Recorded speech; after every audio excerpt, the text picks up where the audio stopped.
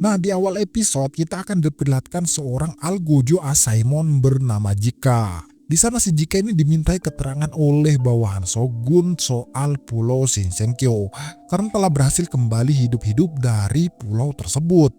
Nah, si Jika ini bercerita kalau sebenarnya dia pergi ke pulau itu 2 hari yang lalu. Ia ditugaskan mengawasi si Buddha pembunuh bernama Horubo. Lah di atas perahu sebelum mereka sampai di pulau, si Horubo ini malah gelut dengan asa cobe dan meninggoy di sana. Ia sempat menginjakan kaki di pulau, namun 60 orang sudah meninggoy sebelum sampai di pulau.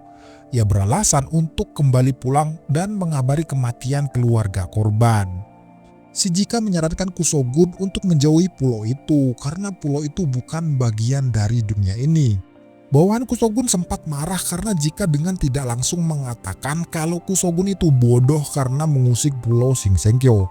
Namun si Sugen selaku junior Jika meminta maaf atas kelancangan seniornya.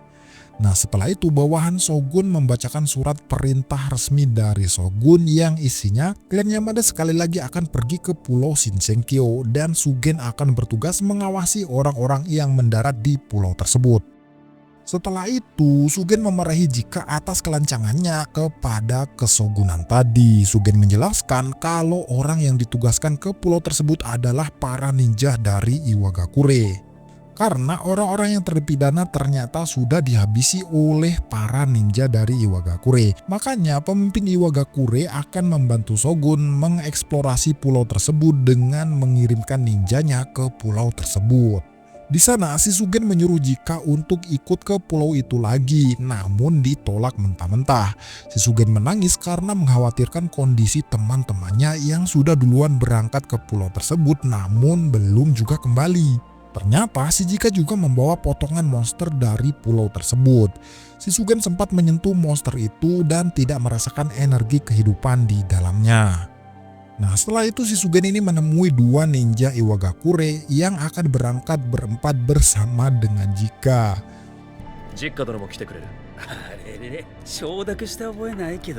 Nah, setelah itu kita akan diperlihatkan markas para Tensen atau para dewa pulau Shinsengkyo. Sementara si Sagiri dan teman-teman berencana keluar gerbang karena berdiam diri di sini mungkin akan berbahaya. Si Sagiri berniat untuk kembali dari pulau ini dengan selamat, tentunya bersama teman-temannya yang masih hidup. Nah, setelah itu kita akan diperlihatkan rombongan Gabimaru yang sedang menuju istana Shinsengkyo. Di sana si Gabimaru masih belum mengingat misinya dan tujuannya berada di pulau ini karena energi Tao di kepalanya hilang. Namun di tengah perjalanan si Gabimaru dan rombongan malah ketemu dengan Asa Chobei dan adiknya Toma. Namun tanpa penjelasan, ujuk-ujuk si Chobei ini malah menyerang Gabimaru. Dan akhirnya gelutlah mereka berdua. Pada awalnya si Gabimaru ini mematahkan leher Asa Chobei, namun si kampret ini masih bisa bangkit lagi ya karena tubuhnya sudah bercampur dengan cairan tan ketika dibuang di lubang kemarin itu, guys. Kemudian si Mei memperingati Gabimaru kalau Tao Chobei bertambah besar. Sontak si Chobei bangkit dan membanting Gabimaru. Sampai-sampai si Gente dan Fuchin heran karena si Gabimaru barusan mematahkan lehernya. Dan akhirnya gelut pun berlanjut. Ternyata si Chobei ini bisa beregenerasi setelah serangan brutal dari Gabimaru menghancurkan beberapa organnya. Sampai-sampai si Gabimaru ini sempat terheran.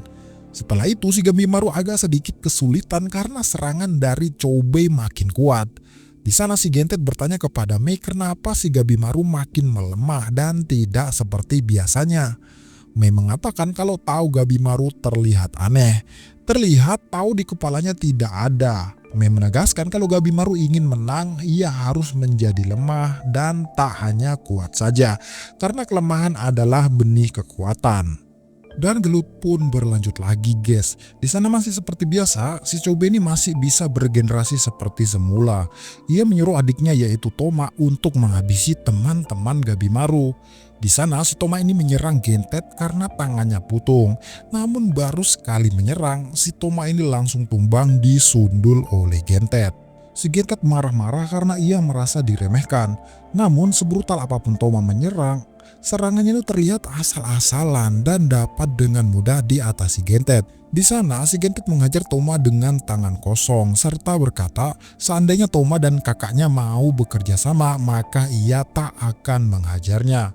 Si Toma menjawab kalau ia akan terus mengikuti kakaknya sampai kapanpun dan tidak suka berkelompok dengan orang lain.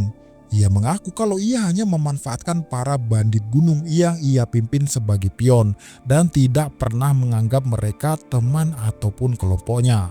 Nah setelah itu si Toma ini menyuruh Doshi untuk membunuh Fuji dan juga Mei. Nah kita kembali ke Gabimaru. Ternyata si Chobe bisa melihat pergerakan Gabimaru karena melihat energi Tao di dalam tubuh Gabimaru. Dengan keras si Chobe menghantam Gabimaru hingga tersungkur. Melihat kondisinya akan dikalahkan, Gabimaru mengingat perkataan gurunya kalau ninja itu tidak akan mati begitu saja. Ia harus memberi damage maksimal sebelum kematiannya. Akhirnya si Gabimaru mengerahkan semua kemampuannya hingga membuat api keluar dari tubuhnya. Si Chobe pun diserang dengan berbagai jurus andalan Gabimaru. Ketika si Chobe terpojok, ia terpikir kalau ia juga tidak akan kalah dan ada sesuatu yang harus ia lindungi. Saat si Fuji berhasil menghabisi Doshi, ia melihat ke arah Gabimaru dan Chobe kalau keduanya menggunakan semua kemampuannya. Terlihat kalau si Chobe ini berubah menjadi makhluk itu yang kayak iblis gitu loh guys, sehingga membuat adiknya terheran-heran. Saking brutalnya, pertarungan mereka tuh membuat orang yang melihatnya menjadi khawatir.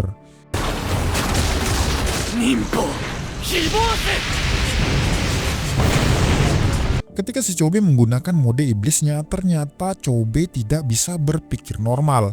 Dalam artian Chobe ini dikendalikan oleh kekuatannya itu. Melihat pertarungan Gabimaru, Mei berkata kalau Gabimaru mungkin tidak bisa menang karena tidak ingat cara menggunakan Tao. Saat si Gabimaru berpikir akan mengorbankan nyawanya demi membunuh Chobe, di sana ada bayangan istri Gabimaru yang berusaha menghentikannya. Si Gabimaru sempat terhenti sejenak, namun ia pun tetap maju demi membunuh Chobe. Melihat kakaknya yang sudah tidak mengingat jati dirinya, si Toma pun bergegas menghentikan kakaknya hingga sang kakak ini sadar. Namun ya si Toma itu ternyata terluka guys karena menghentikan kakaknya. Saat Toma sedang menyadarkan kakaknya, Gabimaru tak menyia-nyiakan kesempatan itu dan hendak menghabisi mereka semua.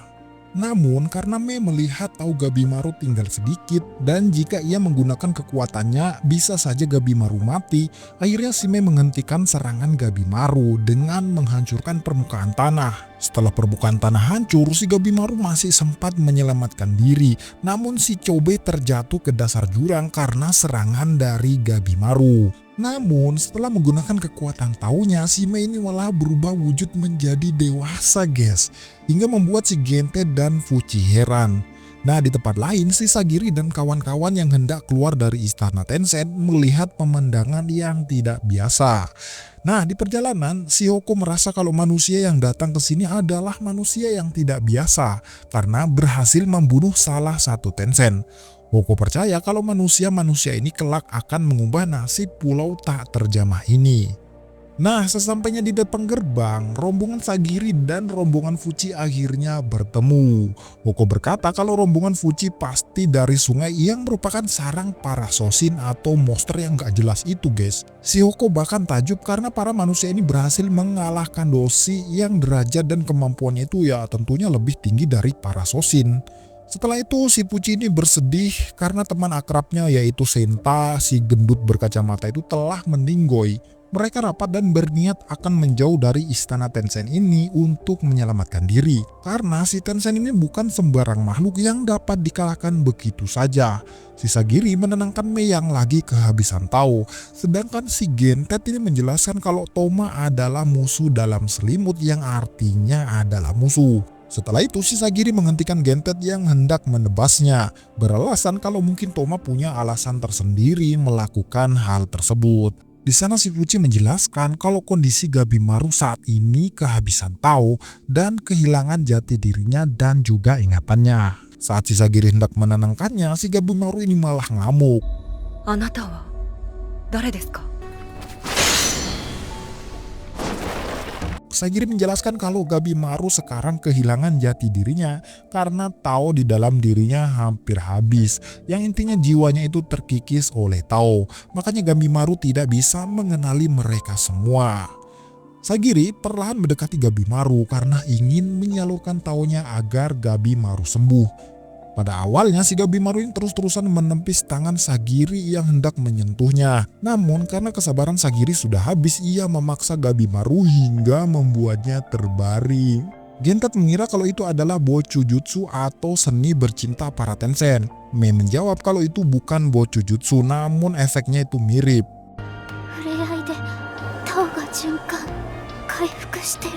Nah, setelah itu kita diperlihatkan si Chobei yang terjatuh namun masih sempat selamat. Ia menyadari kalau ia dilahap Tao hingga kehilangan jati dirinya. Dan ternyata si Chobei malah jatuh ke sarang Shoshin. Melihat banyak Shoshin, si Chobei ini malah seneng karena bisa menjadikannya latihan pengendalian Tao. Nah, kemudian kita diperlihatkan rombongan Sagiri yang lagi memasuki gua. Di sana Gentet meremehkan Shion karena terlalu takut dengan namanya Tenshin. Yuzuriha menjelaskan gimana nggak takut. Kita tuh butuh berlima untuk mengalahkan Tenshin dan itu pun sangat sulit. Di sana ternyata ingatan Gabimaru sudah kembali seperti semula guys. Setelah si Shion ini bertanya tentang pengalamannya menghadapi Tenshin. Si Gabimaru saja loh sempat ketakutan menghadapi Tenshin. Namun walau demikian dia tuh tidak bisa pulang dengan tangan kosong guys. Yuzuriha menjelaskan kalau istrinya mungkin cuma ilusi yang dibuat gurunya agar dapat dengan mudah mengendalikan Gabimaru. Namun si Gabimaru ini bersikeras untuk menuntaskan misinya, mengambil ramuan keabadian demi bertemu istrinya. Dia sangat yakin guys kalau istrinya itu bukanlah ilusi yang dibuat-buat gurunya. Ya pokoknya itu dia ingat semuanya, ingat suaranya, ingat ciri-cirinya, ingat aromanya, bahkan mengingat namanya kembali kalau istrinya itu bernama Yui. Gentet pada awalnya itu tidak setuju karena Gabimaru ini menyeret semua orang dalam masalah ini demi bertemu wanitanya. Namun si Gentet ini takjub karena Gabimaru melakukan semua itu hanya untuk bertemu istri yang ia sayangi. Dan ia mengakui kalau Gabimaru adalah pria sejati. Melihat Gabimaru memperlihatkan sisi lemahnya, si Shion melihat kalau energi Tao di dalam diri Gabimaru meningkat drastis. Ya mungkin inilah yang dimaksud dengan Meges, kalau Tao itu adalah kekuatan dan kelemahan. Ketika seorang mempunyai keduanya, maka Tao di dalam dirinya bisa saja bertambah. Nah, di tempat lain, setelah si Chobei menghabisi para Shoshin, pimpinan Tenshin bernama Rin datang di belakang Chobei. Sedangkan di gua terlihat kondisi Mei tidak baik-baik saja. Sagiri lantas meminta tolong kepada Fuchi untuk membuatkan obat. Dan akhirnya dibuatkanlah obat demam sederhana. Sembari mengobati Mei, si Fuchi ini menyuruh Mei menceritakan tentang dirinya dan juga Tenshin lain. Serta apa sebenarnya tujuan Tuan Tenshin. Sementara di tempat lain, si Gabimaru mengajak si Gentet, Toma, Shion, dan juga Nurugai untuk latihan bertarung melawannya. Karena si Gabimaru ingin mencoba latihan pengendalian Tao. Si Gentet terlihat emosi karena si Gabimaru terlalu meremehkannya karena menyuruh mereka semua mengeroyok dirinya. Tanpa pikir panjang, si Gentet langsung maju bersama Toma. Namun karena si Gabimaru ini sudah bisa melihat pergerakan mereka dengan pandangan Tao, si Gabimaru dengan mudah mengatasi serangan mereka berdua. Begitu si Nurugai dan Shion maju, ternyata usaha mereka sia-sia dan mereka tetap tidak dapat mengalahkan Gabimaru. Si Gabimaru menggunakan teknik pembalik yang artinya menggunakan Tao lawan untuk balik menyerang. Di sana si Nurugai dan Shion dibuat takjub karena si Gabimaru menjadi lebih kuat dengan menguasai Tao. Si Shion masih ragu apakah penjahat seperti Gabimaru ini bisa dipercaya dan diajak bekerja sama. Shion menjelaskan kepada Gabimaru kalau Tao mungkin dibagi beberapa jenis. Dan jika kita bisa memanfaatkan jenis Tao itu, mungkin saja Tenshin bisa dikalahkan. Nah setelah itu, si Toma ini mendatangi Gentet dan memohon kepadanya untuk mengajari ilmu berpedang. Di sana, si Toma memotong rambutnya sendiri untuk menampakkan betapa seriusnya ia ingin diajari ilmu berpedang dari seorang Gentet. Melihat kesungguhan Toma, akhirnya si Gentet bersedia mengajarinya. Toma bersedia melakukan apapun demi bisa bertarung bersama sang kakak. Nah, sementara di tempat lain, si Chobei masih beradu mekanik bersama dengan Rin. Di sana Rin menyadari kalau tubuh Chobe sudah menyatu dengan bunga eliksir yang membuat tubuhnya bisa beregenerasi. Namun tubuh Chobe ini spesial guys, yang biasanya bunga eliksir ini mengubah tubuh manusia menjadi cairan tan, namun tubuh Chobe ini malah bercampur dengan tanaman itu sendiri, dan ini fenomena langka. Setelah itu Shirin ini menyerang Chobe habis-habisan, tentunya untuk mempelajari tubuh Chobe. Tak punya pilihan lain, si Chobe ini menggunakan wujud iblisnya dan membalas serangan Rin. Dengan serangan brutal dari Chobe, tubuh Rin hancur berkeping-keping hingga tak ada reaksi lagi. Di sana si Chobe yakin kalau Rin sudah pasti meninggoy. Namun betapa kagetnya Chobe, si Rin ini malah muncul di belakangnya dengan sehat walafiat. Dan bahkan ia muncul dengan banyak kage bunsin. Rin berniat membawa Chobe ke istana untuk diteliti. Sebelum tubuhnya Chobe makin tak terkendali, si Rin ini memingsankannya dan membawanya ke istana. Nah, sadar-sadar si Chobe ini sudah berada di atas kasur di dalam istana Tensen.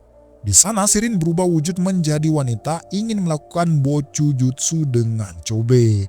Tentunya untuk meneliti Tao di tubuhnya Chobe. Bojujutsu berfungsi untuk menyirkulasikan energi Tao dan juga membantu memulihkan Tao yang hilang. Shirin menjelaskan juga kalau Tao terbagi beberapa jenis, yaitu Tao kayu, api, tanah, logam, dan juga air. Tao tersebut ada yang saling mengalahkan dan ada yang saling menghasilkan. Sementara di gua, si Pucci menceritakan tentang sejarah pulau ini. Kalau para Tensen ini diciptakan oleh seorang ahli kimia terkenal yang meneliti keabadian dengan menganut agama Taoisme. Dalam kepercayaan Taoisme, semua fenomena konon dibentuk oleh energi Tao. Ia datang ke pulau ini meneliti dengan menggunakan Tao makhluk hidup dengan Tao tumbuhan. Makanya di pulau ini tuh banyak makhluk-makhluk gak jelas gitu guys. Dan makhluk-makhluk itu ternyata adalah eksperimennya yang telah gagal. Sampai akhirnya ia berhasil menciptakan 7 Tensen atas banyaknya percobaan yang telah ia lakukan. Pucci menjelaskan kalau manusia tak mungkin mengalahkannya kecuali dengan menggunakan kekuatan Tao. Dan saat ini cairan keabadian atau Tan masih dalam tahap pengembangan. Tensen menggunakan cairan Tan untuk memperpanjang hidup mereka karena cairan Tan itu sendiri memeras umur kehidupan orang lain. Namun cairan Tan masih belum bisa digunakan oleh selain Tensen. Mei mengungkapkan kalau ia tidak tahu apa tujuan Sufu sebenarnya. Nah, si Sufu ini guys adalah ahli kimia yang menciptakan para Tensen dan mencari keabadian. Pucci menceritakan kalau Sufu ini hidup pada zaman Qing dan mengabdi pada kaisar pertama. Dengan upaya mencari keabadian, ia membawa 3.000 pemuda dan juga 100 pengrajin berlayar ke lautan timur. Dan sampai sekarang seorang tidak tahu di mana ia berada. Ya, intinya ia pergi ke suatu pulau dan meneliti tentang keabadian. Di tempat lain, Rin juga menjelaskan kepada Chobe kalau tempat ini adalah laboratorium dan lahan percobaan untuk menciptakan kehidupan abadi. Dan terungkap kalau para Tensen lahir dari Tao Sufu yang dipadukan dengan Tao bunga. Barang siapa yang bisa memanipulasi Tao, maka ia bisa memanipulasi hukum dunia. Dan terungkap kalau tujuan Sufu dan para Tensen adalah merubah dunia di daratan Jepang menjadi cairan Tan. Namun pembuatan cairan Tan saat ini masih belum sempurna. Dan Chobe bisa saja menjadi penelitian yang tepat untuk menciptakan cairan Tan yang sempurna. Makanya si Tensen mengajak Chobe untuk bekerja sama dengan para Tensen. Bukan menjadi Tan, akan tetapi menjadi teman yang mengejar keabadian melalui Tao tanpa batas. Melihat dirinya tidak bisa melawan ataupun melarikan diri, Chobe pun akhirnya menerima tawaran Rin untuk bekerja sama. Dan akhirnya perkintutan atau Bojujutsu pun dimulai. Sementara di dalam gua terlihat Mei mulai bertambah lemas dan ternyata tangannya sudah menjadi kayu akibat kehabisan Tao. Sasagiri menawarkan diri untuk mentransfer Tao-nya seperti yang dilakukan pada Gabimaru. Mei menjawab kalau itu tidak cukup. Ia menjelaskan kalau dirinya tidak seperti Tensen lain yang bisa pulih dengan sendirinya. karena dentian atau inti biji dari Mei sudah dihancurkan oleh Rin. Sebenarnya si Rin dan Mei ini adalah murid pertama yang diciptakan Sufu. Namun seiring berjalannya waktu, si Rin ini berubah menjadi jahat karena penelitiannya guys. Nah, melihat si Rin ini berubah, Mei ini melarikan diri dari Horai hingga bertemu dengan Hoko. Nah, melihat Mei sebentar lagi kehabisan Tao, si Hoko ini berniat memberikan Tao terakhirnya kepada Mei. Dan terungkap si Hoko ini hidup ratusan tahun lalu dan ia mempunyai istri dan anak perempuan. Dan mereka berdua berubah menjadi pohon dan disusul oleh para penduduk desa. Sampai akhirnya ia hidup sendirian. Dan setelah beberapa lama ia pun juga berubah menjadi pohon. Namun anehnya ia masih bisa bergerak dan bertemu dengan Mei yang wajahnya itu mirip dengan anak perempuannya. Setelah itu ia pun merawat Mei seperti merawat anaknya sendiri. Di sana Mei juga bersedih dan bersedia menerima Tao Hoko dan juga bersedia menerima kepergiannya. Nah, singkat cerita Tao Hoko sudah berhasil bercampur dengan Mei hingga membuat Mei berwujud seperti anak kecil lagi. Nah, di daratan Jepang, sang shogun memberitahukan kepada bawahannya kalau trip ke Pulau Shinsengkyo kali ini ada penambahan personal, yaitu 4 ninja elit dari Iwagakure bersama 50 lebih ninja biasa. Saat di kapal, Aoki selaku bawahan shogun terlihat curiga dengan kepala desa Iwagakure karena mengikut sertakan banyak ninja dari desanya dan pasti ada motif tersembunyi di baliknya. Di sana, Aoki bertanya kepada Shugen apakah ia bisa mengendalikan ninja dari Iwagakure dan bahkan samurai Asaemon yang tak berpangkat bernama Kiyomaru dan juga Isuzu. Shugen percaya kalau kemampuan mereka bisa diandalkan. Di sana, si Kiyomaru dengan terang-terangan tidak sopan kepada Aoki karena si Aoki ini meremehkannya mentang-mentang ia tidak punya peringkat. Lantas, si Isuzu ini menenangkan Aoki kalau sikapnya itu tidak sopan kepada kesogunan. Ia bahkan menghunuskan pedang kepada salah satu elit ninja Iwagakure karena ingin menunjukkan kemampuannya. Terlihat kalau ninja tersebut tidak bergerak sama sekali hingga membuat topengnya terpotong. Di sana, si Isuzu tambah marah kepada Kiyomaru karena sikap arogannya dan memohon maaf kepada para ninja Iwagakure. Namun, salah seorang ninja elit tak mempermasalahkan hal tersebut. Karena sejatinya nyawa seorang shinobi adalah milik tuannya. Dan kali ini samurai Asaemon adalah tuannya. Dan ninja Iwagakure menjamin kesetiaannya. Namun, karena si kampret Kiyomaru ini tidak percaya, ia menyuruh untuk membuktikannya. Tanpa pikir panjang, si ninja itu langsung menari sambil menggorok lehernya sendiri.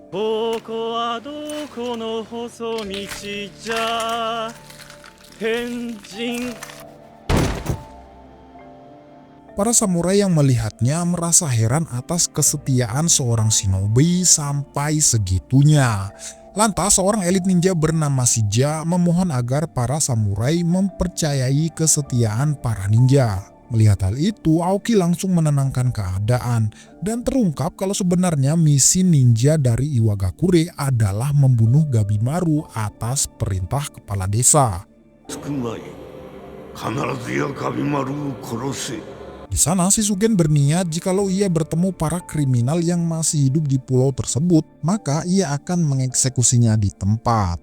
Nah, singkat cerita, sampailah mereka semua di Pulau Shinsengkyo. Baru saja sampai sudah disambut oleh Soshin. Sedangkan di gua, si Shion menyadari kalau Shugen dan kawan-kawan sudah sampai di pulau ini. Si Shion mengetahui kalau Shugen juga tahu tentang energi Tao karena sering berlatih bersama. Namun, si Shugen menamai Tao dengan sebutan gelombang. Oke, kita kembali ke pantai guys. Nah, si Shugen ternyata tidak mau menggunakan pedangnya untuk menebas selain kriminal. Makanya ia bertarung dengan Soshin dengan tangan kosong hingga membuat para bawahannya takjub. Nah, di gua, para samurai menceritakan asal-usul Shugen kalau ia merupakan pria yang kaku dan tidak punya ampun terhadap para kriminal. Sisagiri menceritakan kalau Sugen pernah menginterogasi bos Yakuza yang terkenal kejam bernama Ginhebi.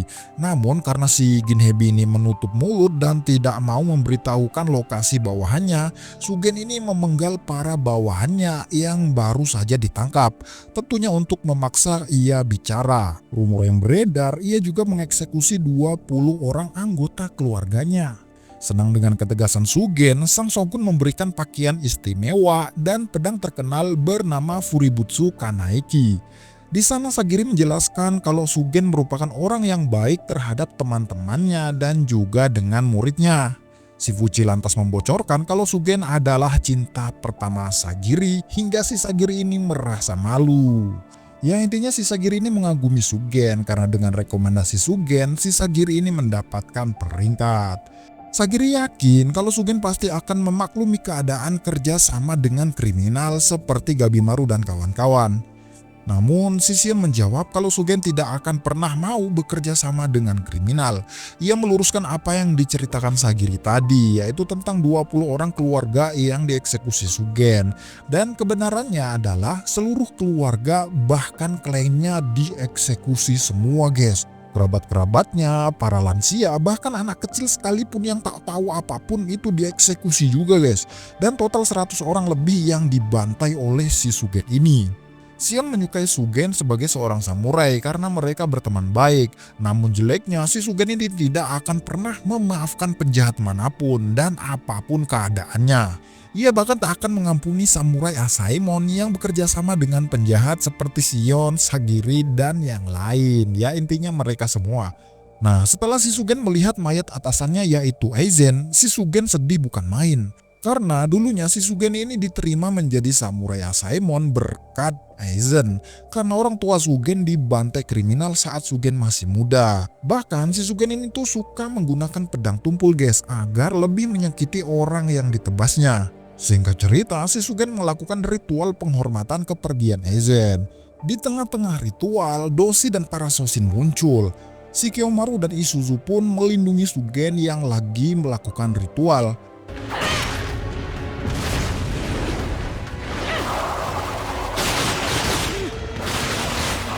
Sementara Shinja sebagai pemimpin ninja memerintahkan anggotanya untuk membantai para Shoshin. Dan terungkap kalau bertarung ninja Krocho yaitu dengan jumlah mereka yang banyak. Saat Sugen selesai melakukan ritual, ia pun langsung menebas Shoshin yang mendekatinya.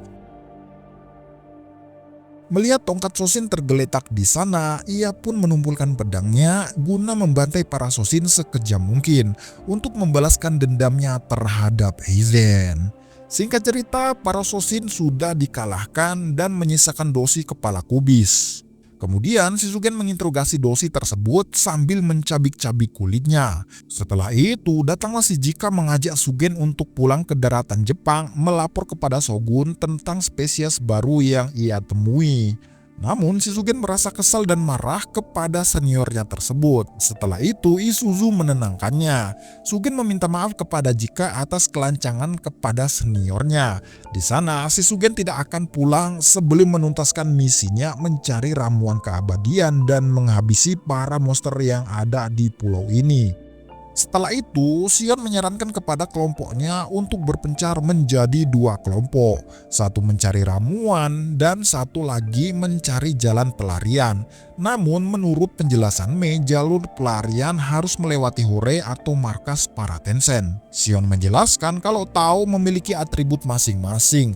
Dan setiap atribut bisa mengalahkan atau bisa cocok dengan yang lain. Yuzuriha menjelaskan kalau mungkin lebih baiknya bergerak sendiri-sendiri. Di sana si Shion membenarkan Yuzuriha dan setuju dengannya karena memang kelompok ini tuh disatukan dengan keadaan. Tidak ada tuntutan khusus untuk saling melindungi dan saling percaya.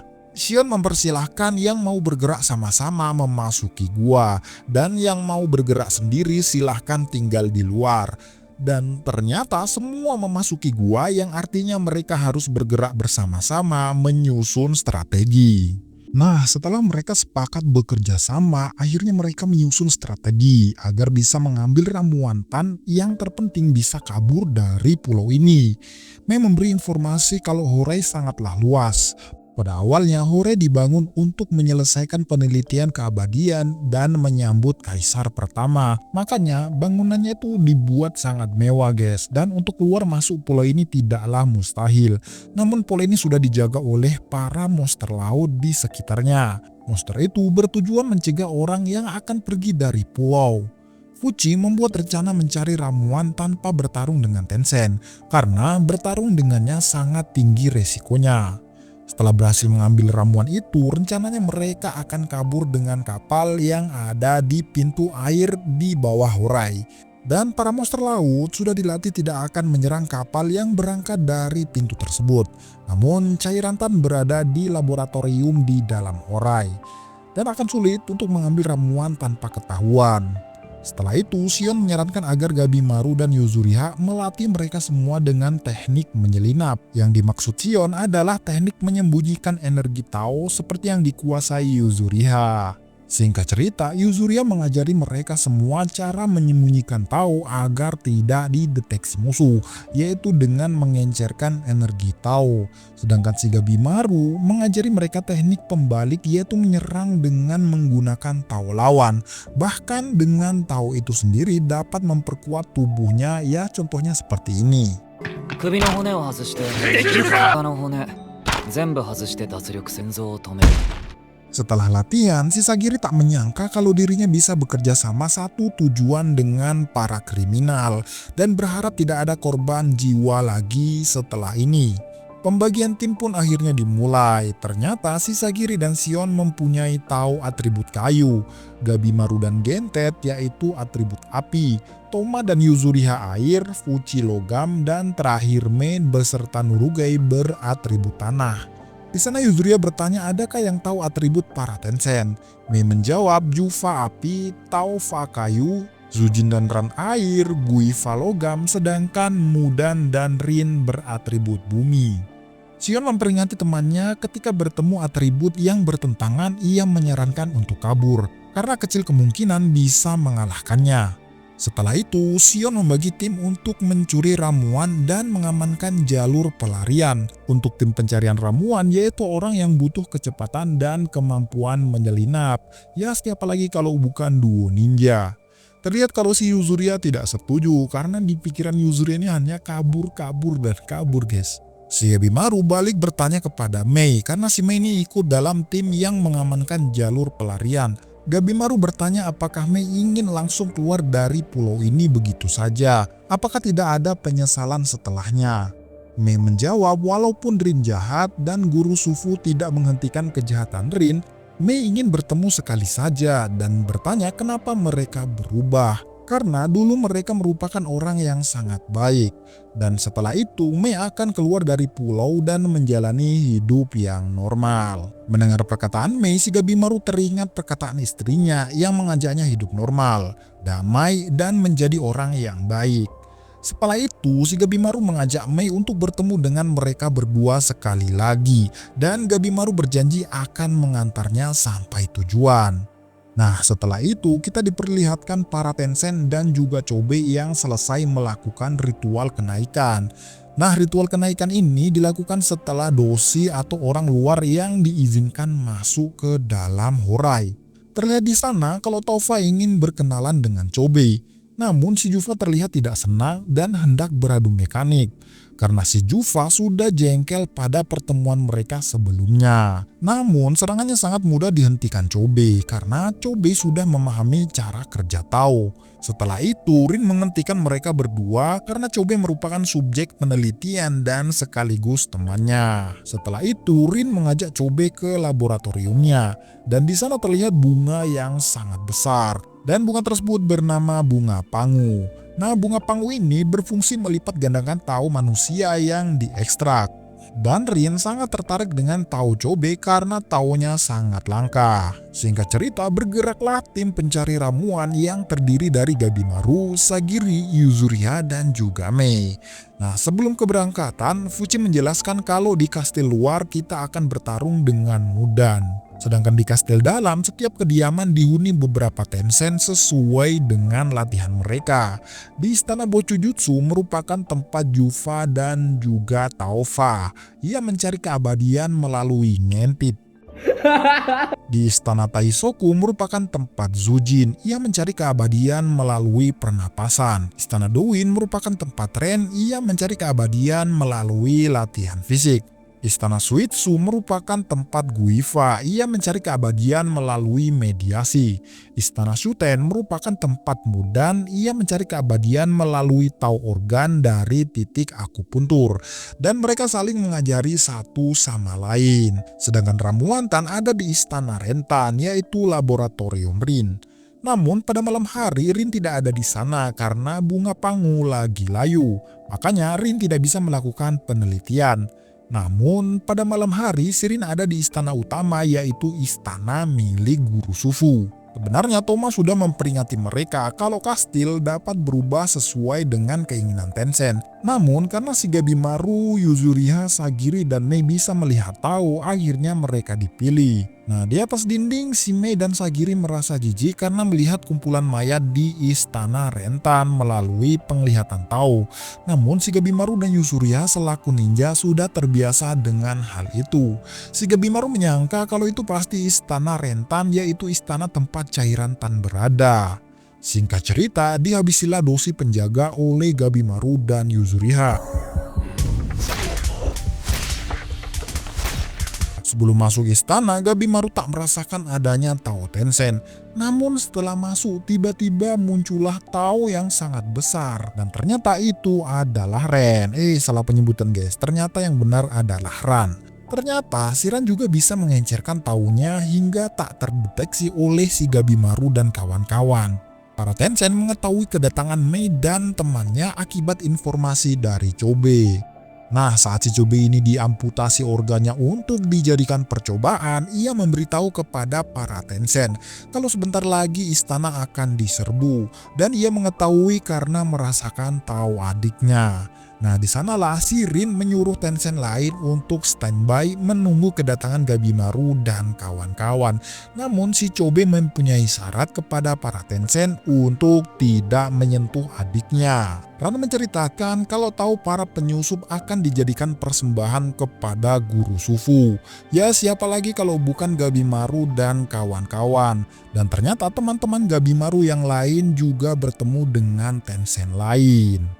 Setelah rencana mereka diketahui oleh para Tencent, Gabimaru mengatakan kalau kita harus beralih ke rencana B, yaitu bertarung mati-matian. Karena satu-satunya jalan keluar adalah mengalahkan Tencent. Sebelum bertarung, Ran membocorkan informasi kalau ramuan Tan saat ini sudah sempurna dan tidak akan membuat manusia menjadi bunga lagi ketika meminumnya. Karena para Tencent sudah mengetahui metode pemurniannya melalui uji coba dengan Tao Chobe, dan sisanya hanya mengumpulkan jumlah tumbal yang banyak. Setelah itu, si Mei maju di hadapan Ran dan berpamitan kalau ia akan meninggalkan pulau ini. Sebelum pertarungan, Gabimaru mengingat perkataan Sion kalau si Gabimaru ini bertemu dengan Guifa yang taunya itu beratribut logam, bisa saja ia mudah mengalahkannya.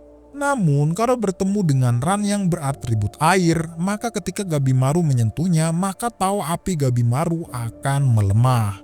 Meskipun menghancurkan tandengnya atau titik vitalnya, ia tak akan berdampak besar.